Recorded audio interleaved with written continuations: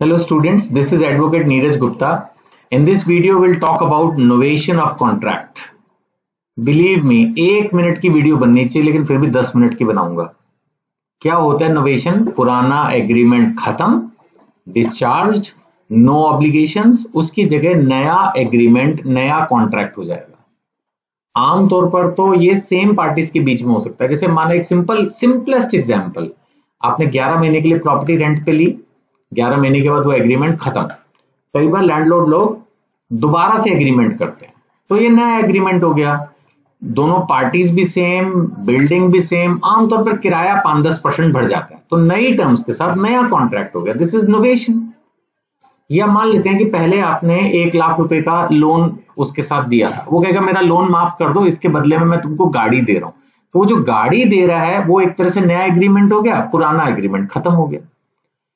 हो सकता है कोई नया पर्सन बीच में आ जाए कि मैं तुम्हारा लोन मैं पे कर दूंगा या तुम्हारी जगह मैं काम कर दूंगा, तो पार्टीज चेंज हो गई, तो भी पुराना एग्रीमेंट खत्म, नया एग्रीमेंट आ गया।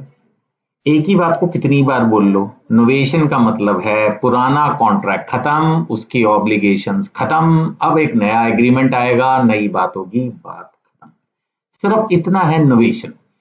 अब बच्चे के तो दिमाग में ये आएगा, अरे सर 5 नंबर का आएगा तो कितना लिखूं, 10 नंबर का आएगा तो कितना लिखूं। अरे भाई, लॉ स्टूडेंट हो, आपको सीखना पड़ेगा ना एग्जाम्पल बनाना। जैसे मैं हर चीज में एग्जाम्पल दे दे के आपको समझाने की कोशिश करता हूं, तो क्या आप इसी तरह से खुद एग्जाम में एग्जाम्पल्स नहीं बना सकते? पूरा सिलेबस पढ़ के जाओगे तो इतने काबिल हो जाओगे। अभी हो सकता है डर लग रहा हो क्योंकि आपने सिलेबस ढंग से पूरा पढ़ा नहीं है। जब पूरा अच्छे से सिलेबस पढ़ लोगे तो एग्जामिनेशन हॉल में दिमाग चलता है। अब चलो इसको पढ़ा भी देता हूं। नोवेशन का क्या मतलब है? Substitution of new contract in place of old contract. यानी अब आप एक नया कॉन्ट्रैक्ट कर रहे हो पुराने को छोड़ के। ये सेम पार्टीज भी हो सकती हैं या डिफरेंट पार्टीज भी हो सकती हैं, कोई जरूरी नहीं है कि सेम पार्टीज हो। सेम पार्टी भी हो सकती है, डिफरेंट भी हो सकती है। तो अब नोवेशन के बाद original comes to an end, जो शुरू में था वो खत्म, न्यू कॉन्ट्रैक्ट एनफोर्सिबल हो गया, बस यही नोवेशन है। सेक्शन 62 है जो ये कहता है, if the parties to a contract agree to substitute a new contract, rescind का मतलब कैंसिल, ऑल्टर माने ऑल्टरेशन, कुछ भी टर्म्स एंड कंडीशन में चेंज करोगे तो वो भी तो नई हो गई। The original need not be performed. Naturally अगर किसी के साथ आपकी डील चेंज हो जाएगी तो आप नई डील के हिसाब से चलोगे ना। माना पहले आपको कंपनी ने सेल्स में रखा था, अब आप अकाउंटेंट बन गए, तो हो सकता है कि एक नया कॉन्ट्रैक्ट ऑफ एम्प्लॉयमेंट हो, नया अपॉइंटमेंट लेटर हो सकता है ब्रांच भी आपकी चेंज कर दें, तो नया हो गया। ओरिजिनल कॉन्ट्रैक्ट आपका कैंसिल, नया आ गया। अगर हम बात करते हैं एसेंशियल्स क्या हैं जी, इसके क्या होने, पहली बात तो एक वैलिड कॉन्ट्रैक्ट पहले से हो, फिर all parties mutually agree to substitute the old, ये बहुत जरूरी है। कोई झगड़ा नहीं चाहिए अपने को, अगर झगड़ा है तो फिर ये नोवेशन में नहीं आएगा। सीधा सीधा सारी पार्टीज हैप्पीली पुराना कॉन्ट्रैक्ट खत्म करके नया कर रहे हैं। सो कंसेंट इज एसेंशियल, यानी पुरानी पार्टीज इस चीज के लिए एग्री कर रही हैं कि नया कॉन्ट्रैक्ट कर लो, तो ये कंसेंट होना जरूरी है। इससे ओल्ड कॉन्ट्रैक्ट जो है वो डिस्चार्ज, एक्सटिंग्विश हो जाएगा, मतलब वो खत्म, अब उसका कुछ नहीं बचा। नया कॉन्ट्रैक्ट जो है वो भी लॉफुल एनफोर्सिबल होना चाहिए। नेचुरली जो essentials of a valid contract है वो नए में होने ही चाहिए, पुराने में होंगे हम ये प्रिज्यूम कर रहे हैं डिस्कस करते करते। तो essentials of a valid contract तो होने ही चाहिए। टाइप्स ऑफ नोवेशन दो ही तरह की होगी, या तो सेम पार्टीज हो या दूसरा चेंज ऑफ पार्टीज हो। टर्म्स एंड कंडीशन तो खैर चेंज होनी ही होनी है। अब जैसे एक सिंपल एग्जांपल दे दिया, पहले 100 बैग्स ऑफ राइस की डील थी, फिर बाद में लगा नहीं हो पाएगा तो गेहूं की, वीट की सप्लाई कर दी, तो ओल्ड कॉन्ट्रैक्ट खत्म, नया कॉन्ट्रैक्ट चालू। कई बार चेंज ऑफ पार्टीज भी हो जाती है। जैसे लोन का एग्जांपल लिया, ए को बी के पैसे देने दे, सी ने कहा मैं दे दूंगा, तो ए और बी वाला कॉन्ट्रैक्ट खत्म, अब सी वाला कॉन्ट्रैक्ट जिंदा।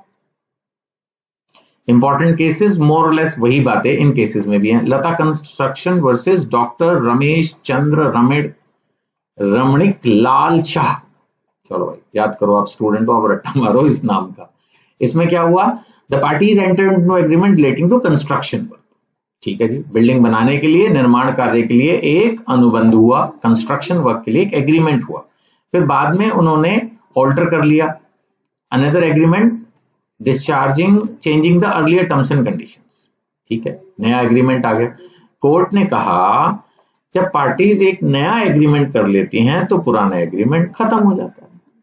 अब बोलोगे यही तो पढ़ा रहा था। हाँ हाँ, मैं कहाँ कह रहा हूं कि मैं कोई नई चीज बता रहा हूं, जो पढ़ा रहा था वही इस केस में भी बताया गया है।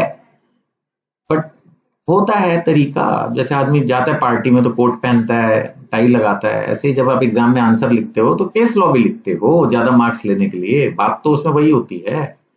सो जो सेकंड एग्रीमेंट है वो नोवेशन कहलाएगी। ठीक है, सही है। एक और केस ले लेते हैं, स्कार्फ वर्सेस जार्डन। इसमें क्या हुआ, एक पार्टनरशिप फर्म ने अपने पार्टनर चेंज कर दिए, एक चला गया दूसरा आ गया। अब सवाल ये है कि जब नया आ गया, अब नई पार्टनरशिप फर्म बन गई एक तरह से, तो जो पुराना पार्टनर था क्या उसकी अभी भी लायबिलिटी है? That is the question, whether the liability of the retiring partner continued. Court ने कहा नो। जब पुराना with the consent of all parties आपने नई पार्टी सब्स्टिट्यूट कर ली है तो ओल्ड पार्टी की अब नए मैटर्स में कोई जिम्मेदारी नहीं, वो चला गया, अब वो आपकी फर्म का पार्टनर नहीं है। सबने मिलकर उसको जाने को अलाउ किया, वो चला गया, नया आ गया, तो एक तरह से नई फर्म बन गई है, ऐसा फैसला हुआ। एक और केस, रामदयाल वर्सेस माजी देव दीजी। ठीक है, इसमें भी कोर्ट ने यही कहा कि न्यू एनफोर्सेबल एग्रीमेंट जब होगा वो सब्स्टिट्यूट कर देगा अर्लियर एग्रीमेंट को और वो एग्रीमेंट खत्म हो जाएगा। एग्जाम्पल्स बहुत सिंपल हैं। ए कॉन्ट्रैक्ट्स टू पेंट्स बीज हाउस फॉर 50,000, 50,000 का पेंटिंग का कॉन्ट्रैक्ट था, बाद में सोचा पेंटिंग नहीं डेकोरेशन करा लेते हैं, तो 70,000 का इंटीरियर डेकोरेशन का कॉन्ट्रैक्ट हो गया। पुराना खत्म, नया चालू। कॉटन डिलीवरी करनी थी, नहीं हो पाई, तो फिर सिल्क की डिलीवरी कर दी, ओरिजिनल कॉन्ट्रैक्ट खत्म, नया चालू।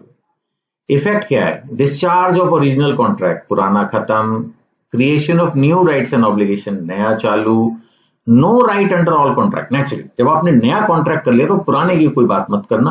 अब एक आदमी को अपने अकाउंटेंट बना लिया, मैंने थोड़ी देर पहले एग्जांपल दिया, उसको सेल्स का काम मत दो, क्योंकि वो अकाउंटेंट बन चुका है, उसकी पोस्ट चेंज हो गई, नया एम्प्लॉयमेंट लेटर मिल गया, सब कुछ हो गया, वो अकाउंटेंट बन गया, अब मार्केटिंग कुछ नहीं करेगा, आपकी चेंज हो चुकी है, तो पुरानी कोई बात नहीं होगी।